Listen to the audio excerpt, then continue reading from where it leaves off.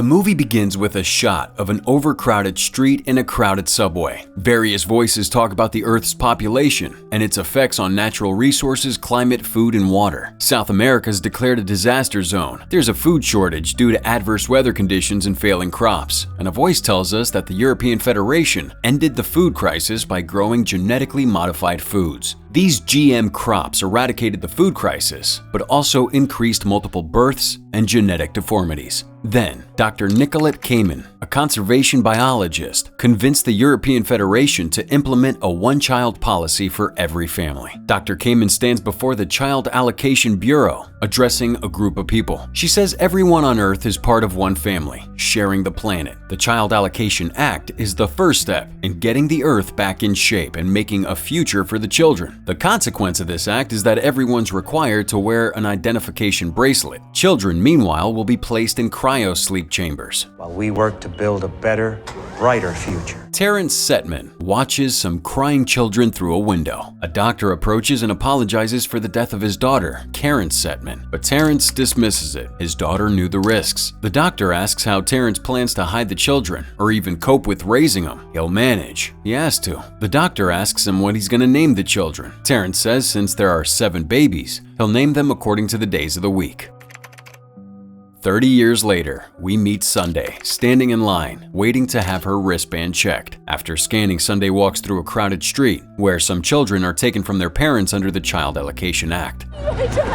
She's my child! Sunday goes to a street food vendor, where she uses her wristband to pay for the meal. When she gets home, the doorman recites the lyrics of a jazz song. Sunday asks if he wrote it, but he tells her it's from another song, something he apparently told her before. She says it must have skipped her mind, and as she tries to get on the elevator, the doorman asks about her secret, but Sunday looks confused. He explains that he saw her drunk last night and now she looks fresh. Sunday tries to smile it off, then gets into the elevator without saying a word. In her apartment, she and her other sisters sit down to a meal. They all scold Saturday for getting drunk and almost ruining their cover. With that out of the way, the sisters go over the details for a presentation scheduled for the next day. We're taken back to when the sisters were just kids. Their grandfather instructs them, telling them that they have to act as one. He says that they must find a career where they can work as one in the future. He gives them sums to do, and Friday always gets them first. Terrence creates a secret room where 6 of the sisters can hide when the need for it arises. He drills the girls on how to make themselves scarce as quickly as possible. Terrence works on a bracelet informing the girls that from the next day, each girl will be allowed to go out on the days coinciding with their names. The bracelet gives them the identity of Karen Setman, their mother. Thursday's the first to go out with Setman, but she looks scared as they walk through the crowded streets. When they get to a security checkpoint, Thursday, now Karen, presents her wristband. After some hesitation, the wristband shows Thursday as Karen Setman, an only child. Terrence leads Thursday to school, and he reminds her of her new identity.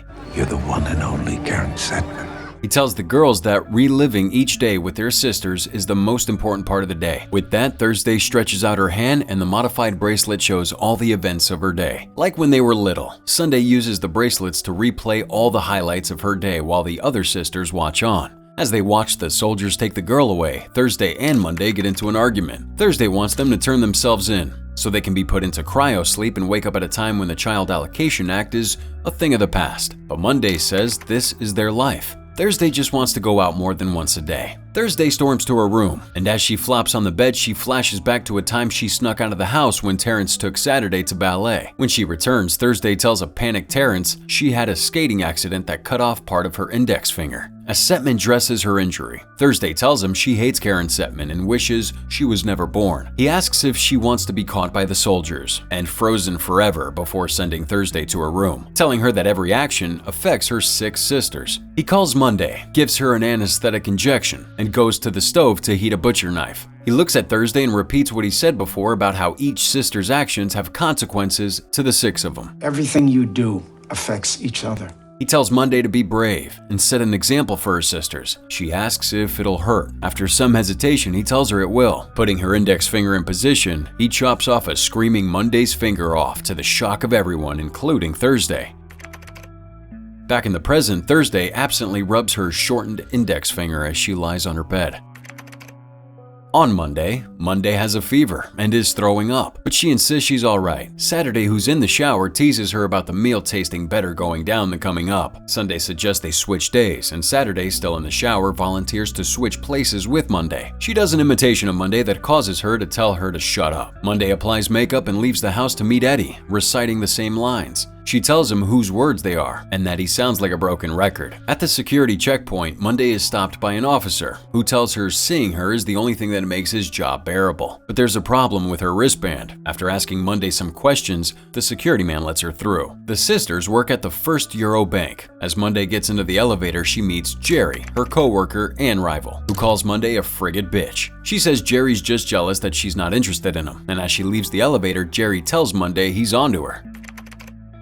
Later that night, the six sisters are at the table. Monday hasn't returned from work yet. Thursday asks Sunday to try calling her. Sunday does, but her call goes straight to voicemail. They ask Friday to ping her bracelet, but it's off the grid. Wednesday says Monday just can't disappear into thin air. Tuesday says maybe she was in an accident. Thursday asks Friday to search all the hospitals and police records. Wednesday asks if Monday is hurt or dead, and what happens if the authorities find her. These days of the week have a lot of questions, man. Tuesday says if that happens, then the Karen Setmans no longer exist, and all their lives are over. Saturday says Monday's just a few minutes late, but Thursday notes that Monday's never late for an end-of-the-day meeting. She goes to the window to look into the street.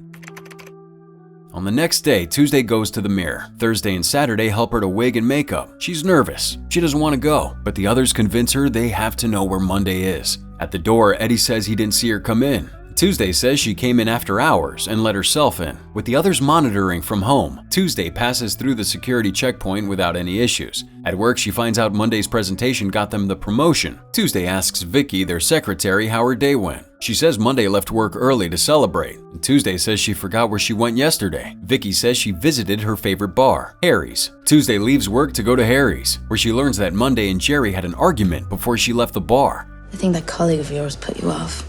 The other sisters urge to go back to the office to confront Jerry, but Tuesday is accosted by the Child Act Bureau agents and taken to their office, where she meets Dr. Kamen. Kamen tells her that her grandfather was selfish to think he could hide 7 children. She tries unsuccessfully to convince them that she's an only child, but no one believes her. The agents get the location of the other 5 and kill Tuesday with a knife. That night, CAB agents go to the sisters' apartment, kill Eddie, and gain entrance. They use the eyeball of one of the murdered sisters to enter the apartment. Thursday goes to get a weapon while the others are in the panic room Terrence created. When the agents enter, the place is dark. They find the switch to the room and order Saturday, who's at the door, to come out. She comes out, followed by the others. Thursday comes out of hiding and attacks one of them. Wednesday joins the melee. When everything dies down, all the agents are dead, but Sunday is also killed. So the next day, Wednesday doesn't bother with makeup. She goes to Jerry's to find out what he knows, but he mocks her, telling her to let go of the promotion. When Wednesday threatens him with her gun, he tells her that she took on Dr. Kamen as a new client. This is news to Wednesday and the other sisters who are watching. Wednesday asks Jerry for the contract. Before he could show it to her, he's shot by a sniper. The sniper tries to get her too, but she quickly closes the window. Joe, the same CAB agent that caught and killed Wednesday, sends agents to Jerry's apartment after Wednesday. Wednesday tries to find a means of escape, but the building's flooded with agents. She kills one of the agents, cuts off his index finger, attaches it to her own, and uses it to activate his weapon. She shoots her way out of trouble and escapes the apartment by jumping out the window. With Friday as her guide, Wednesday flees through the alleys, evading chasing agents. Friday's still trying to bring Wednesday home when they hear someone at the door. It turns out to be the agent at the checkpoint who was flirting with Monday. Aren't you going to invite me in?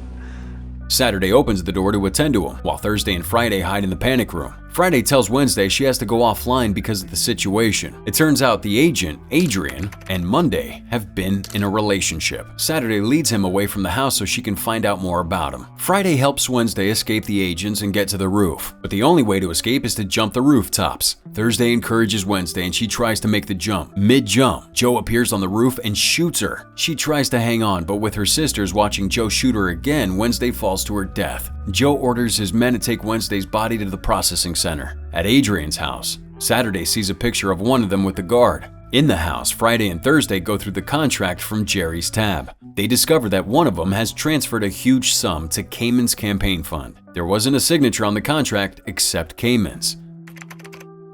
Meanwhile, Saturday helps Friday gain access to the Bureau's database. With this, Friday discovers that Monday is still alive. Saturday discovers Monday and Adrian have been dating for months. He also tells her that there's a big event at the bureau that night that concerns Cayman's campaign. After he leaves, Saturday holds a video conference with Thursday and Friday. Thursday says she doesn't trust him, and Saturday should be careful. They're still talking when some agents barge into the room and shoot Saturday while the others are watching. Simultaneously, Joe leads an assault on Thursday and Friday. Thursday makes to escape, but Friday wants to transfer all their pictures to her bracelet. This is the only proof we ever existed. Thursday says there's no time. They're almost on the street. Friday goes back to the apartment, transfers the images, sets a trap for Joe and his men, and tells Thursday to find Monday, just before the bomb explodes. Friday tells Thursday that she loves her. The apartment blows up, and Friday and some agents are killed. When Adrian hears of the explosion on his scanner, he runs to the apartment where he sees Karen's body. Adrian loses it and has to be restrained. When he gets back to his car, Thursday's lying in wait.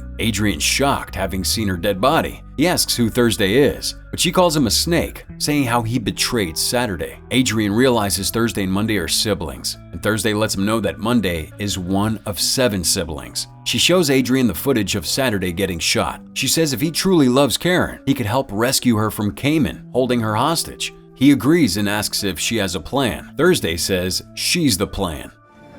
I am the plan. Adrian puts Thursday in a body bag and rolls her to a cryo-sleep chamber. One of the attendants checks the body bag and asks why the corpse isn't burnt. Thursday throws the attendant into the cryo-sleep chamber and injects the other one. Adrian takes care of the other guards. Down in the basement, Joe discovers 2 guards bound. He orders a search of the building. As the attendant screams in the cryo-sleep chamber, Thursday realizes the children aren't being put to sleep, they're being killed. Thursday goes through the computer and finds where her sister's being kept. She and Adrian head towards the cell blocks. Instead of Monday, they find Tuesday in a cell without an eye. Thursday asks Tuesday where Monday is, but she doesn't have any idea. Monday enters Dr. Cayman's office. Cayman thanks her for her donation and assures her that there might be hope for human salvation if she gets to Parliament. And Cayman gives her the contract to sign, but after she does, she asks her how she feels to be the only Kate Setman. In the cell, Thursday sends Friday's code to Tuesday. She tells her to go to the mainframe and try to insert the code there. Adrian and Tuesday go to the mainframe while Thursday goes to the banquet. Adrian helps Tuesday get to the server room and helps hold off Joe and the other agents as they try to capture her. Joe leaves, telling his assistant to make sure that Tuesday doesn't get the code while he informs Cayman. Thursday goes to the bathroom drinking some water when Monday walks in. Monday tells Tuesday she never wore the Karen Setman identity so well. Thursday tells Monday she doesn't own the Karen Setman identity. As Thursday approaches Monday, she whips out a revolver and points it at Thursday. Karen Setman was always mine. Thursday realizes Monday sold them out. She asked her how she could sell out her sisters, and Monday says that Thursday never took any lessons about responsibility and family seriously. Thursday tells Monday how each of their siblings died, shaking Monday. She didn't plan for any of this to happen. She met and fell in love with Adrian. She made a deal with Cayman, and everything seemed to spiral out of control. So Thursday apologizes to Monday for causing her to lose her finger. She says Karen Setman is all of them, not just for Monday. Monday said that she's the firstborn, calling Thursday an afterbirth. And this infuriates her, so she attacks Monday. At the banquet, Dr. Cayman gives her speech. While the speech is going, Monday and Thursday are still at it in the bathroom. Tuesday's in the server room trying to get the code while Adrian is fighting the agents off. As Monday and Thursday struggle for the gun, it goes off and Monday's shot. Adrian kills the last of the agents just as Tuesday sets the override. When she inputs the override, the crowd at the banquet see what a cryosleep really looks like. The crowd is shocked, but Cayman insists that the children didn't suffer. They didn't suffer. Cayman sees Thursday and tries to attack her. As she's led away, Cayman asks Thursday what she's done. Thursday looks on in silence when Monday appears with a gun and tries to shoot Thursday. Joe steps in and shoots Monday, and Adrian shoots him. Monday's laying on the floor, dying. She recollects what happened after her index finger was cut off. Terrence cries in his room, telling Monday that he just wants to protect him, and he apologizes. Before she dies, she makes Thursday promise she won't let the government take her babies. Riots make the government repeal the Child Allocation Act, and a defiant Cayman is tried. Monday's babies are kept in an incubator. Tuesday changes her name to Terry, while Thursday keeps the name Karen. What Happened to Monday, produced by S&D Films. Some stars in the movie are Naomi Rapace, Willem Dafoe, Glenn Close, and Christian Rubeck. Do you think that Monday finding love and expecting babies is enough justification for selling out her sisters? Let me know with the hashtag CinemaRecap in the comments.